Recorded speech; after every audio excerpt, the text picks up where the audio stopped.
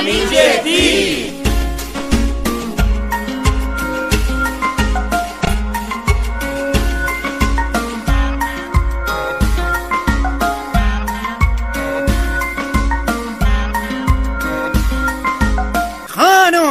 شما یه مواقعی از من توی زندگی انتظارات غیر منطقی و نابجایی داری. چی میگی هوشنگ؟ منو انتظار بیجه از شما و یه چه حرفای میزنه که حالا هرچی خواستم تو زندگی مشترکمون همش بجا و منطقی بوده. جدی میگی مرضیه خانم؟ ولی من اینطور فکر نمی کنم خانم. من همین 2 هفته پیش با هم که رفتیم فروشگاه بزرگ شهر کلی وسیله که نیاز داشتیم خریدیم. اما حالا شما از من توقع داری برای مهمونی فردا شب یا عالم وسیله دیگه هم بخریم که این غیر منطقی به نظر میرسه خانم. چون ما برای صرفه جویی در هزینه ها فقط خرید ماهیانه باید داشته باشیم. باشه هوشنگ جان انقدر تون نگو. تون هی حرف میزنه. خب بذار منم حرفام بزنم. من که کف دستمو بو نکرده بودم که قراره فردا شب مهمون داشته باشیم. اون وقت همشم از اقوام جنابالی نه اقوام بنده. مرضیه خانم 2 هفته پیش اقوام شما مهمون خونه ما بودن یا نبودن؟ چرا به همین زودی فراموش کردی خانم؟ فشارم رفت بالا. هرس نخور، الان سکته میکنی میفتی رو دست من، کار زیاد میکنی. شما اشتباه میکنی. اون خریدی که ما با هم به فروشگاه بزرگ شهر رفتیم خرید اول فصل تابستون بود. بعد مربوط به الان نمیشد که به آخرین روزای تابستون الان رسیدیم. داریم به استقبال فصل پاییز میریم آقا.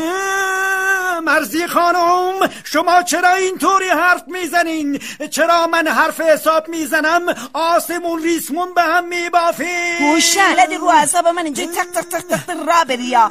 خسته شدم از دستت. من آسمون ریسمون به هم میبافم اون وقت شما حرف حساب میزنه. عجب حرفی زدی یا حرف من نمیدونم. موقعی نوشتن این فهرست بلند بالای خرید حواست کجا بوده مرضیه خانم؟ آخه من از دست شما چیکار کنم؟ آلبالو گیلاس از کجا پیدا کنم؟ قاعدتا فصل این گونه میوه ها تموم شده، به جاش سری میوه های جدید دوباره بازار شده. این درخواست شما کاملا غیر منطقی خانم. خوبه هوشنگ کم کم داره ازت خوشم میاده. حواست حسابی جمع.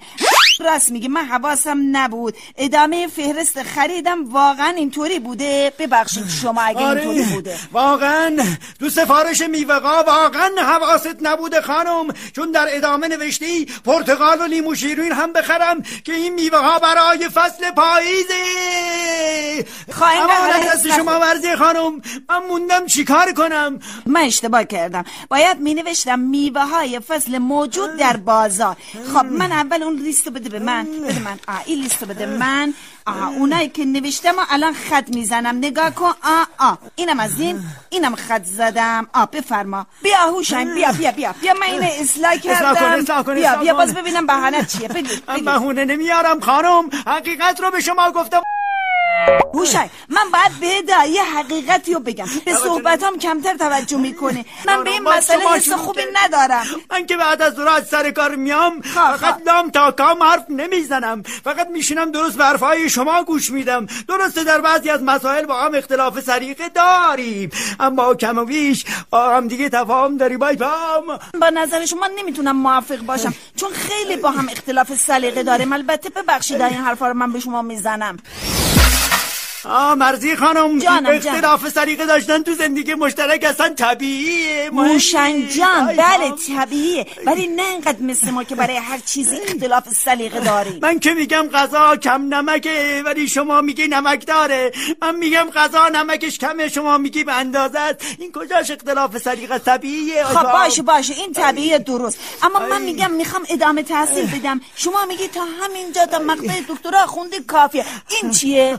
حتما میخوای بگی پس دکترا هم بگیری هیئت علمی دانشگاه هم بشی مثل من. این خوبه خانم این خوبه، ولی اینقدر هم به من حق بده که به وضعیت بچه‌ام رسیدگی کنی. آی پام وقتی شما بخوای تو دانشگاه تدریس کنی این بچه‌ها باید تو کوچه خیابون بزرگ بشن. قربونتون من برم این کاری نداره که خیلی پرستار میگیری. فکر میکنی پرستار میتونه محبت‌های مادرانه تو رو بگیره؟ ای بابا نمیتونه. حالا شما چرا مسئله احساسی عاطفی میکنی؟ الان این چه ارتباطی به خواسته های من داره؟ من احساسیم، من عاطفیم. هرچی من میگم شما یه چیز دیگه میگی.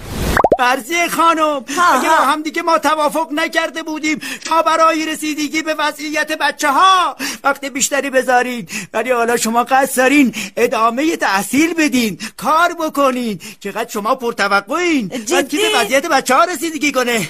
این خواستتون به نظرتون منطقیه؟ آیپام مگه شما به خواستای ما اصلا توجه میکنی بعد غیر منطقیش هم میدونی؟ اصلا هر چیزی رو فکر میکنی به نفع منافع نیست. اصلا برات خوشایند نیست. میگه آیپام، البته میدونم الکی میگه آیپام. مرضیه خانم، یه بار نشد شما از من بپرسی برای نهار شام چی درست کنم، برای مهمونی فردا چیکار کنم؟ پرسیدی شما. اصلا نظر من مهم نیست. یه بار شد دوشن جان، شما به غیر از این خواسته هات از من چیز دیگه بخوای خیلی ساده است. مثلا بگه هر چی دوست داری درست کن یا هر چی میخوای بپوش. چرا از من هی میپرسی؟ نمیدونم، من دارم اصلا جوش میارم از دست تو. با این جواب دادنات شما جوش میاری یا من؟ لابد انتظار داری ازت بپرسم عزیزم بگو ببینم چی میتونی درست کنی، یا این لباسی که میپوشی بهت میاد یا نمیاد. خانم من وقت این کارا رو ندارم. اون وقت من از شما تشکر کنم برای چی؟ سلیقه من مهم نیست. آره همینجوری برای خودت حرف بزن، اون وقت من از شما اینجوری تشکر کنم؟ نه بعد بگم دست درد نکنه. ما انتظار دارین هر موقع من بیام خونه شما داد و بیداد را بندازین، کلی جر بحث کنین، سر من داد بزنین. من اون وقت وایسم همینجوری شما رو نگاه کنم مثل یه بره آروم و ساکت باشم. بله همینطوره.